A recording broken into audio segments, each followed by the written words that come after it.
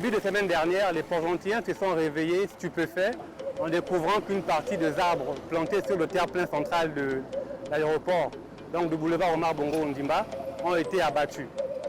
Ne comprenant pas trop bien ce qui se passait, beaucoup se sont posé plusieurs questions. Et on a entendu toutes ces questions et toutes ces interrogations. On a même entendu des cris d'orfraie. Donc le délégué spécial a publié un communiqué où il expliquait doctement ce qu'il avait comme projet pour le terre-plein de l'aéroport. Et ce mercredi, l'opération s'est réalisée en présence de plusieurs membres du gouvernement. Donc elle a consisté justement à planter plusieurs palmiers royaux que vous apercevez derrière moi.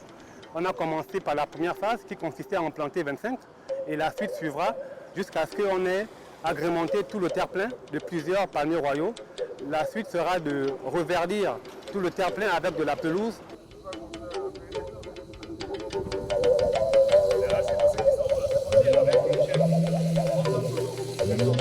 Mais donc il faut demander au mandat de commencer à racler. Il faut appeler les gars de la CNE, la CNE là.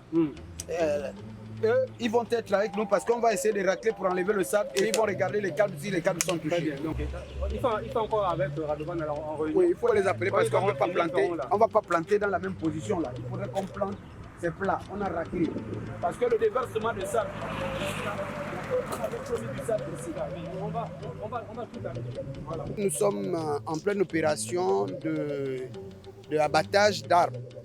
Une mission donnée par le directeur technique venant du conseiller spécial de la commune de Port-Gentil, le général Monsieur Rizogo, qui nous a demandé d'enlever tous ces arbres-là et planter quelque chose de bien.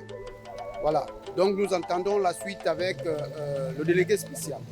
Il était prévu 3 jours.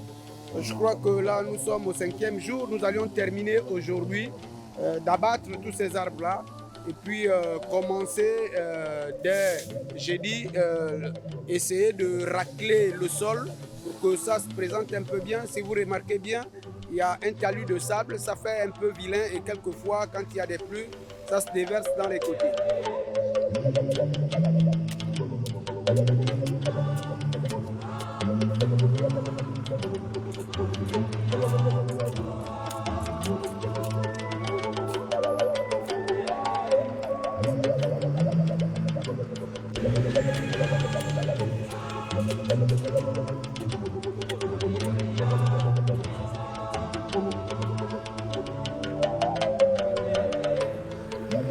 Les arbres qu'on avait plantés par le passé posaient 2 problèmes.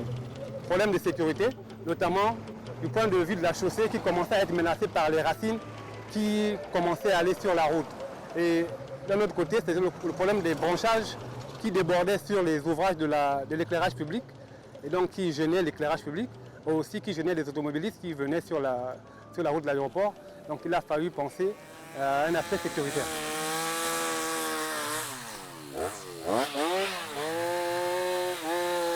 On a mobilisé une équipe d'abattage et d'élagage qui était équipée de tronçonneuses. On a mobilisé un camion benne et un caterpillar pour ramasser tout le débris d'arbres qu'on a abattu.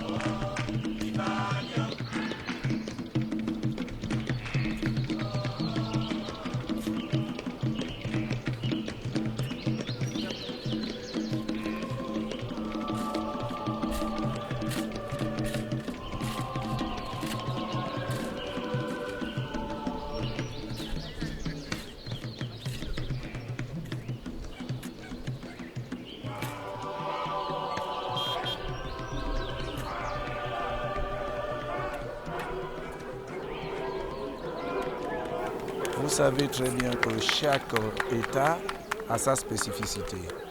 On parlait à l'époque de Bangui la verte, Alger la blanche. Et pourquoi Port-Gentil n'aurait pas un cachet? Parce qu'une ville aussi belle que la nôtre mérite d'avoir un cachet. Mais ce cachet doit se faire en respectant la sécurité des gens. Il y avait des arbres plantés au boulevard quand on allait à l'aéroport. Ces arbres, nous avons estimé, ma foi, que malgré leur rapport, ça devenait dangereux parce que les racines cassent le terre-plein. En plus, lorsqu'on roule de nuit, la visibilité est nulle.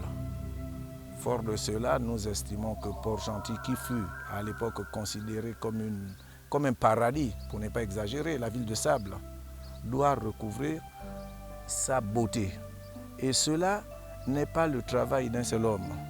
Tous les habitants de cette contrée doivent y participer. Il suffirait que des 200 000 personnes vivant dans cette ville estimée puissent chacun, en ce qui le concerne, mettre la main dans la pâte, planter un arbre et non jeter des ordures pour avilir la ville. Alors l'opération se fait dans le cadre d'un projet qu'on a appelé Port-Gentil Ville Verte. Donc il n'est pas appelé à s'arrêter parce qu'on va le poursuivre dans l'ensemble de la commune. Il sera question justement que chaque Port-Gentilais plante un arbre qui est un palmier royal ou un autre type d'arbre, mais des arbres qui épousent bien l'environnement et des plantes. Donc l'opération est appelée à se poursuivre dans l'ensemble de la commune.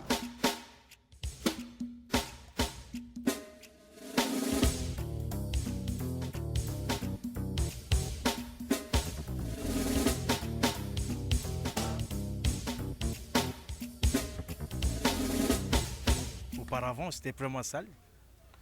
On n'arrivait pas à nettoyer. C'est vrai que ça faisait beau dans la ville quelque part, mais on ne pouvait pas le couper au fur et à mesure, 1 mois ou 2 mois. Et les gens de la mairie étaient censés le nettoyer, tailler ces arbres-là, mais ils ont laissé ça pousser comme ça. Mais apparemment, il y a un changement. Et c'est clair, c'est bien, c'est quelque chose de propre. Vraiment, je vois qu'il y a un bon changement, tout est bien, tout se passe bien. Et je vois qu'il y a le mouvement. Et vraiment, je demande à Dieu de mettre la main dedans pour que ça avance. Quand on est grand, on est grand.